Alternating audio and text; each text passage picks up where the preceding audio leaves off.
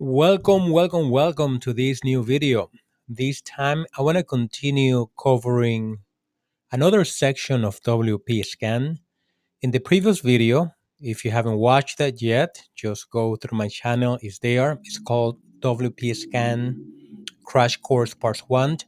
I'm going to call this the Part 2. And the reason for that is because on that video, we went over what WP-Scan is. They have the commercial version, they have the free version, and how you can use the free version to enumerate a website built on WordPress. And if you use the APIs that are provided to you for free, then you're going to be able to search vulnerabilities on that website. And by vulnerabilities, we're going to be checking for anything WordPress related, like themes, plugins, and anything concerning WordPress, not other things.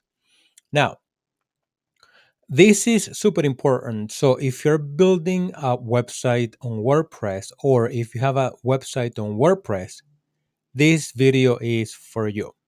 The reason for that is because I'm going to show you two things. One of the things you're going to be able to do with WP Scan, let me just open up a new tab right here. And let's get the help menu. Is that you're going to be able to perform password attacks with WP Scan. So basically, you are going to brute force your way into an account by using a password list within the command. So this is one of the reasons why so many sites built on WordPress, they get compromised because people don't use best practices when it comes to securing the site. So let me show you this. So let me bring this over for 1 second. So the first thing that you would do when performing this type of attacks or assessments, right? Because you don't do anything on a site that does not belong to you. So if you do something on a site that you have authorization on, then you're going to be doing an assessment. So when you're doing an assessment, one of the things when you run WP Scan, you're going to be able to enumerate the users on that site. And that is, by the way, is by default. In this case, I have my WP Scan site. This is one of my test sites. And I'm running an enumeration and I'm doing the vulnerable plugins, users, vulnerable themes, and the and TT. I forgot what TT stands for. It's something about the if you come down here, TT is the Tim Thumbs. Okay, that has something to do with the images that are edited for websites. But most of your vulnerabilities are going to be on the themes and on the plugins. And if you have like poor user configurations, then you're going to have vulnerabilities on the user accounts as well. So when you do that, you're going to be able to list all the users, and now you're going to have like half the information you need to log in to the WordPress site, because the login page for most WordPress websites, the login page is available. It's not easily accessible or visible, meaning that it's not indexed usually within your site or by search engines. But anybody who knows a little bit about WordPress, they know that how to log into it, right? Like you do /WP admin or something like that, and you're going to be able to get to that page. Now, on that page, you're going to be prompted to enter a username and password. And this is an example right here, right, of this test website that I have. If I click on login, I'm gonna be prompted to enter a username and a password on an email. So this information, the username that is asking right here, uh, could be one of the usernames that are being detected by WP Scan. So once you have this information, then you only need the other half of the credentials to log in, and that is the password. Now, how do you get the passwords? Well, in this case, you're not going to guess it. I mean, you could guess it if you want. Good luck with that. But usually, what assessors do in these kind of situations, they use a password list. And a password list, as you can imagine, is just a file, a list with tons of passwords in it. And what you are going to be doing is this. Let me bring this over. So what you're going to be doing, let me just like do it right here. You're going to do the URL, the website that you are scanning, and then you're going to do that dash password, and this is going to be the password list. Whatever password list you use, you're going to put that in here. It just so happens that I have the password list in my home directory, but this is just a list that I edited from the default list in Kali. And then if you're going to brute force your way into one specific username, in this case Brainy, right? Forget about Sam, let's use Brainy.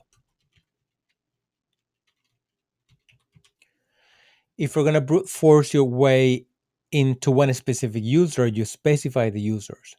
That specific user. If you are not going to do it on one user, but you want to run the password list against whatever user is detected during the scan, then you only leave it as is, and the system is going to do its magic, and it's going to identify all the users, and it's going to run the password list against that.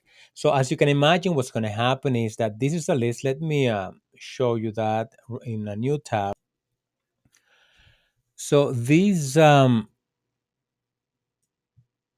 list that I have is just a modified list of the RockU passwords, and as you can see right there, the password list, that list that comes with Kali has over 140,000 possible passwords. So what's going to happen is when you are running um, WPScan is going to use that specific password list, whichever password list you're specifying if you're using this, right?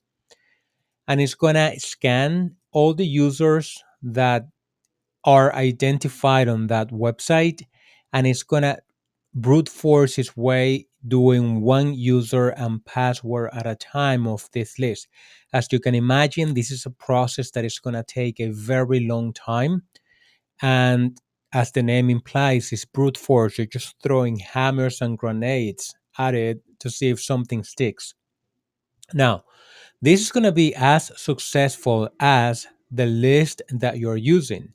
The fact that we have a list that has over 140,000 or 60,000 possible passwords does not mean that your attack is going to be successful.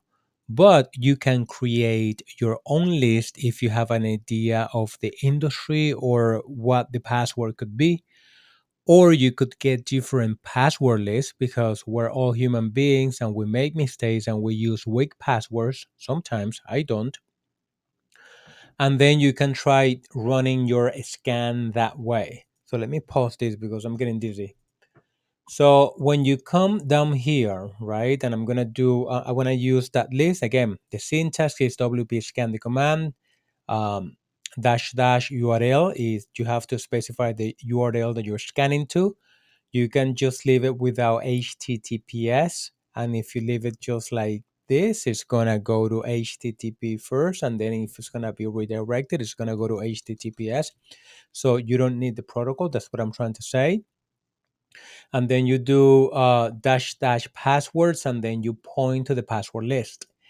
If you know the specific user you want to do the brute force against, you specify the user, or you can just leave it as is, and the system is going to do its magic, and it's going to first detect the users, and then it's going to run the commands against the users.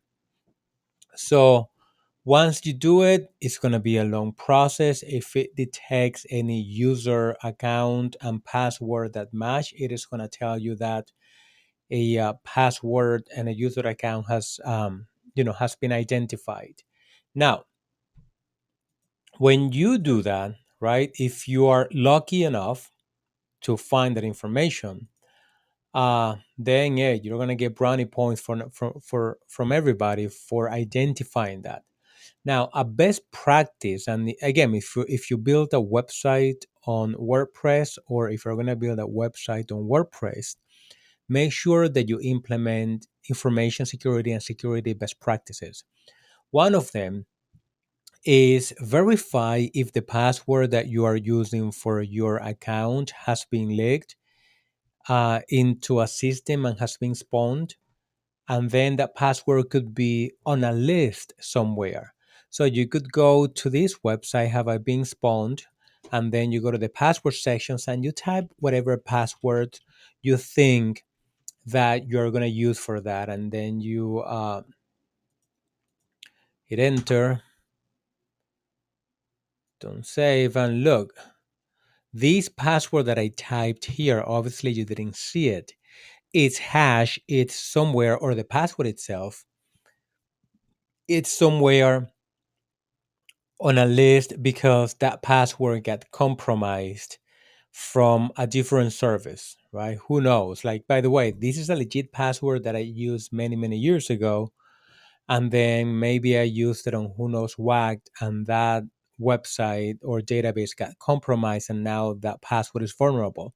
So that is how this password list becomes successful, because they're able to collect all this information from different sources that have been compromised and create a list. So it is possible that brute forcing your way into WordPress is going to be successful, but I wouldn't rely on that if you want to make, like have a proof of concept that a website has been vulnerable. The other thing, and let me bring this over here. So what I wanted to show you is this. So if you're implementing best practices for WordPress, and forget about this, it's just what I did just now. So let's just go over these WordPress security controls best practices. Keep this in mind, please. You know what? Do your due diligence when creating the website so that you don't suffer later if you've never experienced a website getting hacked or getting defaced. It's good, but don't wait for that to say, oh my God, I should have done this, I should have done that. At least you should implement these 8 security controls and best practices for WordPress. And the number one is make sure that where you're hosting WordPress, whatever hosting site you're using, they are a secure hosting company, meaning that they have the latest version of PHP, right? It's crazy how some of these old or very cheap hosting companies, they have older version of PHPs that are vulnerable. You want to make sure that when you check your provider, they have up to date PHP version installed. The other thing, you also want to make sure that they have uh, malware protection. Yes, that's something that your hosting company provide, and that's something that you can ask for. Do they have an antivirus solution? Do they have automatic backup solutions and all that? So that's something that you have to look at the hosting level. The other thing that you want to keep an eye into is make sure that you're using the plugins and the things that you're using. You keep them updated, right? And we saw this on the previous video, but let me show you this one more time. If we come here and you go to WordPress, you're gonna see the plugins that are known to have vulnerabilities. And as you could see, you could do something as recent as 2023 in February 2023, and right now we're in November. So if you have any of these plugins and they're vulnerable, most likely they're going to have an exploit. And it's going to be super easy to exploit them once you have the proper information of the vulnerability. So again, going back to your best practices, make sure that you have the plugins and themes are secure. Make sure that you install those things and plugins from reliable sources. Please don't just Google something and download a plugin just because it sounds nice. Download it from a reliable source.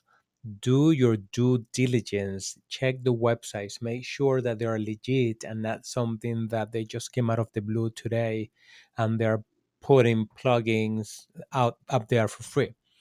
The other thing you can do to protect your website, make sure you install an SSL certificate. There's no reason for anybody nowadays just to have HTTP enabled on any website. HTTP by itself is not secure. The information can be intercepted. So make sure that you get an SSL certificate and that you transfer all your connection or that you force all your connections to use HTTPS. Going back to the username and passwords, make sure that the credentials that you use, the password that you use, because it's very difficult to hide the users. As you could see when you do the enumeration, you're going to be able to see the users.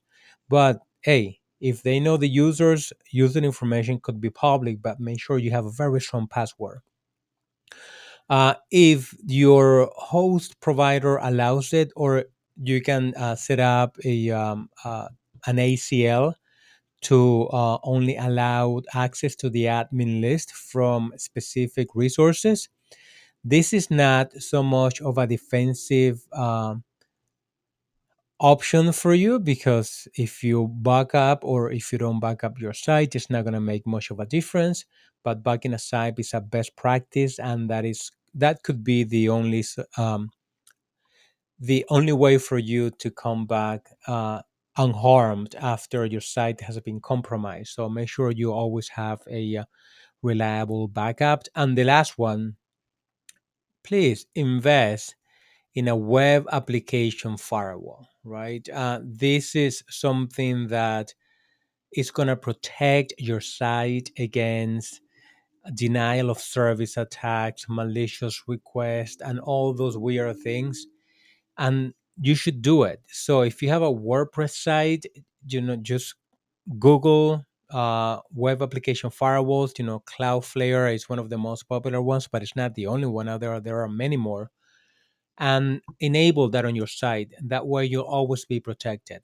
As you could see, we could with WPScan, that is not an advanced type of uh, hacking solution. As a matter of fact, WPScan is not about hacking, it's about enumeration and collecting information. But with that information, you're going to be able to find your way into different sections of the site that you could potentially exploit. So again, if you are building a website on WordPress, or if you have a website on WordPress, make sure that you have at least these 8 security controls in place to protect your site. Don't be a victim, because malicious guys are always there. Again, if you liked this video, all I ask is for you to click on the like button, subscribe to my channel, and I will talk to you on the next video.